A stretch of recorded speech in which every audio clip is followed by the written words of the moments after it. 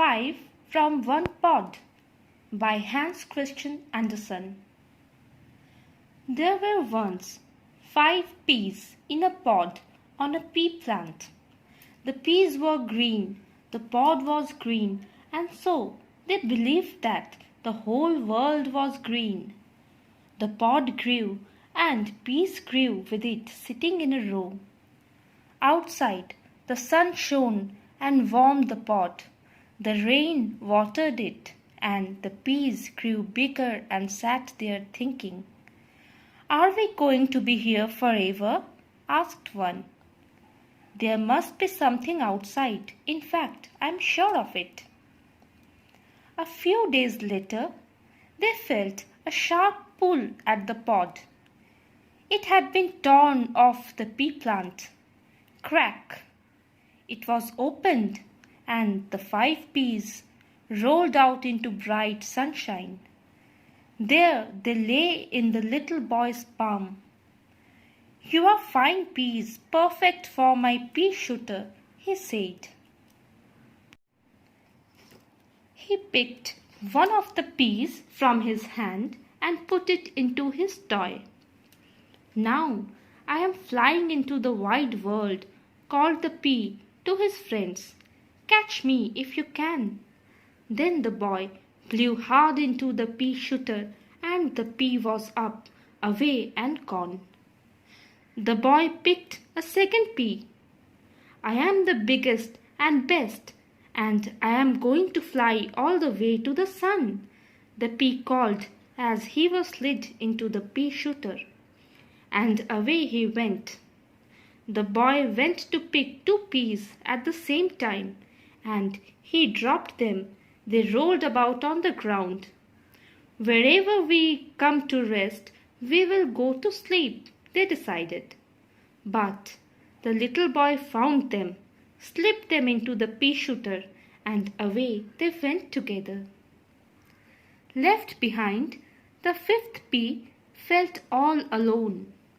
"Whatever it meant to happen will happen," he sighed as he was fired out of the boy's pea shooter. He flew up and away until he hit a wall just under an attic window. He landed in a gap between the bricks, which was filled with mosses. The moss closes over him, there he lay. "Whatever is meant to happen will happen," he said to himself. Inside the attic was a tiny flat where a poor woman lived with her daughter, who was not quite grown up. The woman scraped a living by cleaning stoves, chopping wood, and other hard, unpleasant tasks. The girl could not help because she was very ill. She had been too sick to get out of the bed for a whole year. Her mother was anxious that she might die. So every day the sick girl stayed where she was, patiently waiting for her mother to come home from work. Spring came, and early one morning the sun shone brightly through the attic window. The sick girl gazed out, enjoying the warm rays on her face, and noticed something. "Mother," she exclaimed, "what can that little green thing be that is peeping in at the window? It is moving in the wind." Her mother stepped towards the window and half opened it. "Oh," she said, very surprised, "there is actually a little pea which has taken root and is putting out green leaves. Well, now here is your little garden for you to look at." The woman drew the sick girl's bed closer to the window so she could see the budding plant. Then she went out to her work. When the woman returned in the evening, her daughter said, "Mother, the sun has shone in here so warmly today, and the little pea is growing so well. I feel I will get better too and be able to go out into the sunshine again." "Please God," whispered the woman, even though she didn't dare believe it. She used a stick to prop up the green plant which had given her child such hope, so that it would not be broken by the winds. Then she carefully tied a piece of string to the window frame so that the pea tendrils could climb up as the plant shot up. And it did shoot up. The sick girl watched the plant growing bigger day by day, and each day she lay by the window warmed by the sun and spoke more cheerfully. She even began to manage to sit herself up for an hour or so to admire the little garden of a single pea plant that had grown at her window. One morning her mother announced, "There is a flower coming."